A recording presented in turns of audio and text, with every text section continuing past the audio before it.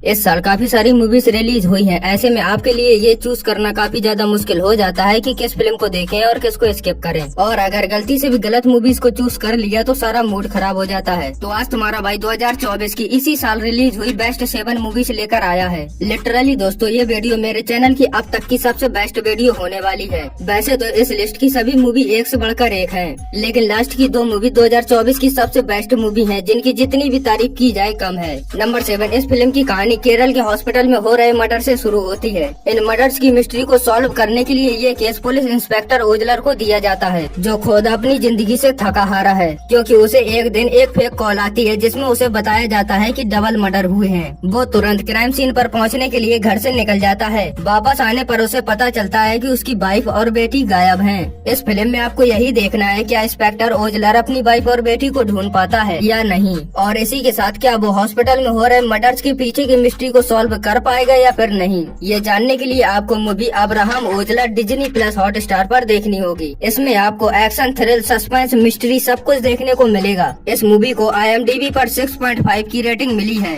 Number 6, अगर आप किसी लड़की या लड़के के साथ रिलेशनशिप में है तो मेरे कहने से एक बार इस मूवी को जरूर देखना, जिसमें एक लड़का है गोवर्धन, जो अपनी फैमिली से बहुत प्यार करता है, यानी हद से भी ज्यादा। वो उनके लिए अपनी जान देने तक को तैयार रहता है। ऐसे में गोवर्धन को एक इंदु नाम की लड़की से प्यार हो जाता है, लेकिन इंदु गोवर्धन की फैमिली के बारे में एक ऐसी बुक लिखती है जिसके बाद गोवर्धन उसका चेहरा भी देखना नहीं चाहता। एंड फिर कहानी में आगे इंदु की असलियत गोवर्धन के सामने आती है, जिसे जानकर उसके पैरों तले जमीन खिसक जाती है। तो आखिर इंदु की असलियत क्या है और अब वो गोवर्धन के साथ क्या करेगी, ये जानने के लिए आपको ये मूवी द फैमिली स्टार देखनी होगी, जिसे आप बड़े आसानी से YouTube पर ही देख सकते हो। नंबर 5, ACP सत्यभामा और उनके पति न्यूज रिपोर्टर दोनों अपनी शादीशुदा लाइफ से बहुत खुश हैं। लेकिन फिर एक दिन ACP सत्यभामा के पास एक केस आता है, जिसमें एक हसीना नाम की लेडी अपने पति के खिलाफ रिपोर्ट लिखवाने आई होती है कि उसका पति उसे मारता और परेशान करता है। फिर ACP सत्यभामा उसे पकड़ने की कोशिश करती है, लेकिन नाकामयाब हो जाती है और इस मुठभेड़ में हसीना की जान चली जाती है। फिर कुछ दिनों बाद सबको लगता है कि ये केस बंद हो गया है, लेकिन कहानी में मोड़ तब आता है जब हसीना का भाई इकबाल अचानक से कहीं गायब हो जाता है। तब ACP सत्यभामा इकबाल को ढूंढने के लिए फिर से उस केस पर काम शुरू करती हैं। इसके बाद उन्हें कई राजनीतिक लोग और उनके काले कारनामों के बारे में पता चलता है, जो वाकई चौंकाने वाले होते हैं। तो कैसे वो इकबाल को ढूंढती हैं और कौन कौन लोग इसमें शामिल है, यह आपको मूवी देखने के बाद पता चलेगा। काजल अग्रवाल की मूवी सत्यभामा सच में बहुत बेहतरीन है, जिसे आप 6.6 की रेटिंग के साथ Amazon प्राइम वीडियो पर देख सकते हो। नंबर 4, क्रिसमस की रात को एक अल्बर्ट नाम का लड़का 7 साल बाद दुबई से लौटकर आता है और वहाँ आकर उसे पता चलता है कि उसकी माँ की डेथ हो चुकी है।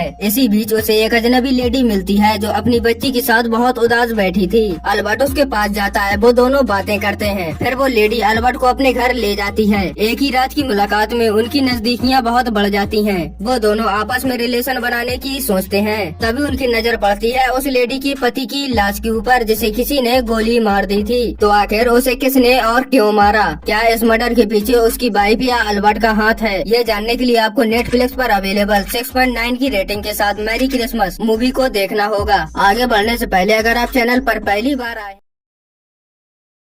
नंबर 3, कहानी ऐसी लड़कियों की है जो बेसहारा हैं और कुछ लोग इनकी इसी मजबूरी का फायदा उठाते हैं। ये लोग इन लड़कियों का यौन शोषण करते हैं, उन पे अत्याचार करते हैं और अपना काम खत्म होने के बाद उन्हें मार देते हैं। फिर पत्रकार वैशाली सिंह और उनका इकलौता साथी भास्कर दोनों मिलकर इस केस को सॉल्व करने की कोशिश करते हैं। अब इस पूरे रैकेट के साथ कई बड़े लोग जुड़े हैं। राज्य की कानून व्यवस्था भ्रष्टाचार में डूबी है, पुलिस डिपार्टमेंट भी कोई मदद नहीं कर सकता। फिर पत्रकार वैशाली और भास्कर सच को सामने लाने की कोशिश शुरू कर देते हैं। तो क्या वो कामयाब हो भी पाते हैं या फिर नहीं, और इस बीच उन्हें क्या क्या परेशानियों का सामना करना पड़ता है, इन सारे सवालों के जवाब आपको फिल्म के अंदर ही देखने को मिलेंगे। लेकिन फिल्म की कहानी कई सारे सवाल पैदा करती है, एक बहुत ही अहम मुद्दे को मजबूती के साथ सामने लाती है। मूवी भक्षक 7.2 की रेटिंग के साथ नेटफ्लिक्स पर मिल जाएगी। नंबर 2, एक बंदा विदेश गया है ये सोचकर कि वो अपनी फैमिली को अच्छी लाइफ दे पाएगा, लेकिन वहाँ जाने के बाद वो एक वीरान रेगिस्तान में बस एक चरवाहा बनकर फंस जाता है। तो कैसे वो वहाँ सरवाइव करेगा और क्या वो इस दलदल से बाहर निकल भी पाएगा या फिर नहीं। ये मूवी की कहानी है जो आपको एक भी सेकंड बोर होने का मौका नहीं देगी। जो मूवी की राइटिंग है, जो मूवी की डायरेक्शन है और जो इस मूवी में सुकुमार ने एक्टिंग की है, सच में आप इस मूवी के फैन हो जाओगे। मूवी अप्रोक्स 3 घंटे की है, लेकिन ये 3 घंटे कब निकल जाते हैं पता ही नहीं चलता। तो अगर इंडियन सिनेमा में कुछ अमेजिंग देखना चाहते हो जो आपको थ्रिल भी दे तो इस मूवी को मिस मत करना। 8.0 की रेटिंग के साथ movie the got life Netflix पर अवेलेबल है, जाकर देख लो। नंबर 1, एक लड़की घर में अकेली कपड़े चेंज कर रही थी, तभी पीछे से उसके सर में एक बंदा हथौड़ी मारता है, वो बेहोश हो जाती है। फिर 3 बंदे उसका रेप करते हैं और फिर वहाँ से